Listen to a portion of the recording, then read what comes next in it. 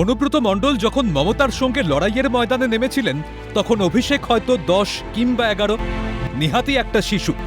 সেই চারাগাছ নেপোটিজমের জল হাওয়া পেয়ে পরিণত হলো বিশাল বৃক্ষে।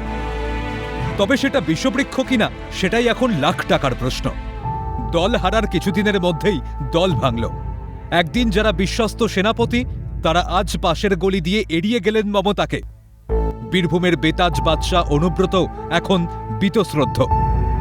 স্পষ্ট জানালেন অভিষেকের জন্যই তার জেল যাত্রা।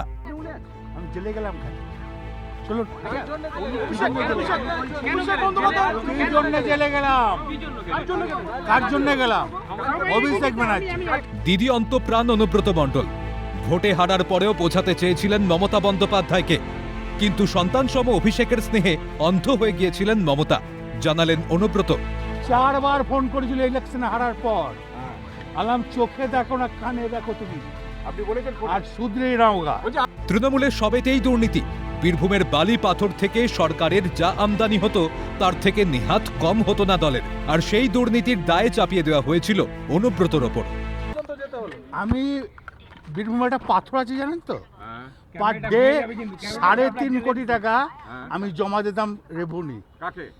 সরকার সরকার পেত ওই পাথরের জন্য, সেটা হয়ে গেল 40 পার ডে 40 লাখ। অনুব্রত মণ্ডলরা সরে গেলে ভিত বলে আর কিছু থাকে না। কালীঘাট তৃণমূলের আর কোনো ভিত নেই। এখন বালির বাঁধের ওপর তাসের ঘর বানানোর চেষ্টা চালাচ্ছেন মমতা বন্দ্যোপাধ্যায়। এবার অন্ধের ষষ্ঠী আখের গুছিয়ে হাত ছাড়বে নাকি পরাজিত যুবরাজ হয়ে লড়াই চালাবেন তা অবশ্য সময় বলবে। ক্যালকাটা নিউজ।